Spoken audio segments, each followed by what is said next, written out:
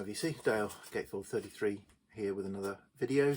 So this is a show and tell video where I dip my toe into a genre, a subgenre of music. In this case, it's Sophisti-Pop. So I've got an affection for Sophisti-Pop, which I'll go on to kind of talk about. And so I just thought I would say something about it. This is not any kind of definitive, authoritative review of Sophisti-Pop or extensive. It's just kind of some of my thoughts, rambling thoughts. Yeah, so I've said before, I became a teenager. I turned 13 at the end of '79. I've already talked about my love for Pink Floyd, and Pink Floyd was kind of the music I was engaging with then. Other than that, it was what was in the charts, what was on top of the pops. I wasn't a cool kid. I won't pretend I was a cool kid. I wasn't listening to John Peel. I wasn't watching old Grey Whistle tests very often, occasionally. And yeah, so the stuff that I like now from that era, the post-punk and indie stuff, that I've only discovered that later in life. At the time, it was pretty much what was on top of the pops was kind of what was influencing me.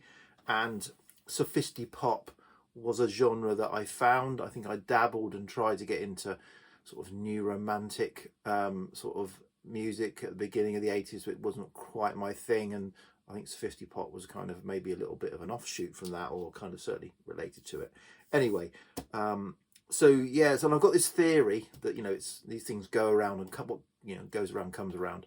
And I see Sophisti-Pop kind of linking back to sort of AOR yacht rock in a certain way. And what makes me say that is I've been on the Rate Your Music website. I use that a lot, and you know, it's really good for researching albums and music in general. And if you went on there and you linked to Sophisti-Pop, it would bring up a list of, you know, top 100 albums. And high up there are these two that, as I say, I think they are the link back, rather than what I got into in the Sophisti-Pop in the 80s, which was probably more the newer bands. So one of these that's highly rated albums that is, you know, held up as a strong example of Sophisti-Pop is 1982's Avalon album by Roxy Music. And you know, it's certainly true, they were showing that kind of Sophisti-Pop sound. So Sophisti-Pop, sophisticated pop, jazz, smooth pop sound. And obviously, you know, Brian Ferry is the ultimate sort of cool crooner of the modern era, if you like. And so you can understand why this is held up as an example of Sophisti-Pop. Similarly, this album is a 1982 as well, Donald Fagen's The Night Fly. So again, and I could see the thread from this and sort of subsequent Sophisti-Pop sound back to the kind of Steely Dan jazz rock pop sound that they created in sort of mid-70s onwards. So I can understand why perhaps this is held up, but I don't really want to talk about those. I want to talk about the newer stuff that was emerging at the time. And I think what I'll start with is I'll just go straight in at the top. I think for me, the epitome of Sophisti-Pop in the 80s is this album, Sharde, Diamond Life, and this act. You know, I think that's kind of where it came, I think, most to my attention and became a thing. Maybe it wasn't a thing before then. So yes, the lush jazzy sound, the saxophones, the smooth production of Sharde, particularly in this period. So Smooth Operator, Your Love Is King, Hang On To Your Love, When Am I Going to Make a Living, Why Can't We Live Together? So, you know, there's hit after hit, or you know, big track after big track on this album. And you know, at that time, I think, you know, that's for me was what kind of was really emphasizing the sort of Sophisti-Pop genre. Although at the time I didn't know it was called Sophisti-Pop, never heard of it, and probably only very recently would have known that Sophisti-Pop was a thing, and this was it. But at the time, it was the sort of sound that I was enjoying. I'm just going to show some other examples. So yeah, this video is not it's not very structured. I'm just going to show some examples of what I think are Sophisti-Pop, as in probably nailed on Sophisti-Pop, and then some albums that have probably got Sophisti-Pop leanings, at it perhaps. So these are sort of albums that crop up if you want to look it up. So another one from '84 that I think is nailed on Sophisti-Pop is the Style Council's Cafe Bleu, although it might be more regarded as, obviously, again with that, it's a departure from the mod sound by Paul Weller. Yeah, so this is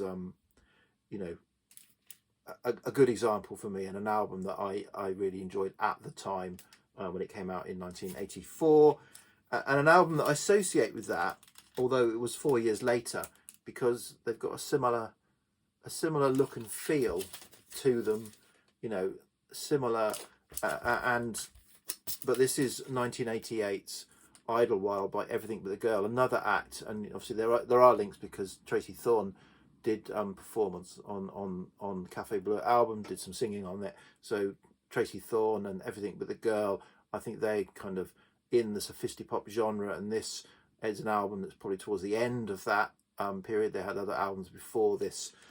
Baby the Stars Shine Bright, I think, is another great example of a Sophisti-Pop album. But this one I remember because this was one that I bought at the time on release on cassette, as I was buying cassettes at the time. So long chewed up in my car.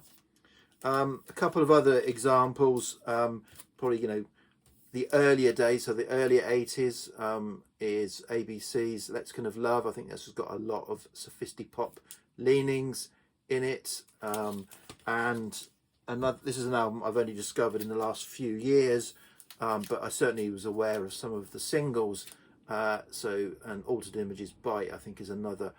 I mean, just to look at that is Sophisti-Pop, the Sophisti-Pop product style being shown there by Claire Grogan, and yeah, a good example of Sophisti-Pop album. Okay, a sort of crossover now, and this is one that I remember. This is an album, so again, I'm going to embarrass myself now. This is an album I bought last year from a car boot sale, having not listened to it for a long time. A very uncool band, I think, and certainly the one, if they had any cool, by the time they made this album, it was probably less cool. But this is an album that I had at the time that really, I think, would say, is a crossover from New Romantic into Sophisti-Pop from '83. That I absolutely adored at the time, and I bought it last year for £1 from a car boot sale, and yeah, it's high up there in my used finds of the year. And that is True by Spandau Ballet. I played this a lot when I was 15, 16, whatever it must have been, back in '83, and yeah, I think this has kind of got a bit of a crossover, so between that New Romantic or whatever style that Spandau Ballet were into a more Sophisti-Pop sound that they made. And just again, I'm sort of randomly going through albums here. This next one I think is, for me, the tail end of my kind of memory of Sophisti-Pop, and this is more towards the later 80s. There's probably some others that are a little bit after this, but this is 1987, and Swing Out Sisters, It's Better to Travel. I think the breakout song is the most famous, but this album, I played this again recently. This album's not bad, stands up pretty well as an album. It's not just all about the one or two songs that came from it. It's a pretty good album. So yeah, Swing Out Sister, again, another sort of, there's that sophisticated pop. I didn't dress Sophisti-Pop, if I must admit. So another example, 83 again, Aztec Camera. I think there's a lot of Sophisti-Pop going on in this album particularly. Oblivious, yeah, sort of that sort of sound is certainly there, with the Roddy Frame, isn't it? Vocal style. Yeah, so there's some Sophisti-Pop leanings. This one, I don't know, is it Blue Eyed Soul? But I think there's a lot of Sophisti-Pop going on with this. So this is Haircut 100s and Pelican West. Yeah, I think this has got particularly, I mean, I played this actually this morning, you know, apart from the hits, Favourite Shirt, Love Plus One and Fantastic Day, the other tracks are quite more Sophisti-Pop. There's quite a lot of, you know, a good amount of instrumental type jazzy Sophisti-Pop style going on. You don't know if they'd run out of songs or whatever, but yeah, this is what I would kind of put into the sort of Sophisti-Pop world as well.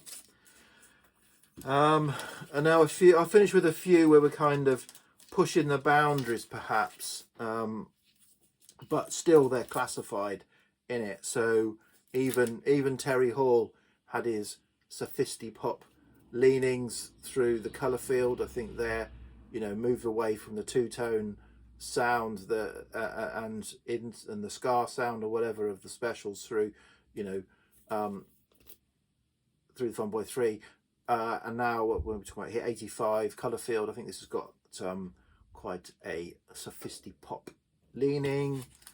Similarly, Prefab Sprout, I think on this album they were right in the middle of it, and is this 87 as well, 88. So yeah, this is a good tail end of example from Langley Park to Memphis by Prefab Sprout. Yeah, very, very smooth pop going on here. And then a few albums that I think are badged that perhaps, you know, the link is less strong, but certainly albums that I'm really, really fond of. So Upstairs at Eric's by Yazoo, I think just kind of that, obviously that male female. Alison Moyet's got a very, well, bluesy more than jazzy voice, but you can understand why perhaps there are some leanings on this album. A great album, Upstairs at Eric's. The Blue Nile Hats. This is an album I didn't discover until more recently. I mean, this is probably a bit more in the alternative vein, a bit more. This has got a bit more credibility with the musos than some of the other stuff I've been showing. But yeah, but this certainly has got that sound going on. Again, this is a later, but their first album could have also been included, which is obviously right in the back in sort of the middle of the of the kind of peak period of Sophisti-Pop. So I think it runs from probably 82 and starts to die off by 88 and peaks around 85. And then finally, again, another kind of singer that could fall into that vein, David Sylvian, but perhaps, you know, not strongly. And this album, Brilliant Trees, from 84. So there's a few examples, and a song for me that again probably was the tail end of my real involvement. As I said, it's probably mid 80s I started to tail off. As I was going out of my teens, getting a job, not so avidly following Top of the Pops and the pop charts. Once I got a job, I had other things. I was going to the pub and other stuff. So, but an album, a song that sticks out for me is The Dream Academy and Life in a Northern Town. I think this has got a very and just kind of I included this just to sort of complete the circle, because I started, you know, my musical journey started with Pink Floyd, and that's what I kind of get, and it was, you know, that was always there throughout this period. I was listening to the Pink Floyd albums from 79 onwards, but this pop song was produced by David Gilmour, so that's just kind of, I thought I'd use that to close off this video. So yeah, I don't know what this has said, but yeah, just thought I'd just say a few things to say about the genre or subgenre. It's something that, say, I've got a lot of fondness for, still got a lot of albums in it, and I still like to listen to it, but it's probably very uncool. Okay, VC, cheers, bye.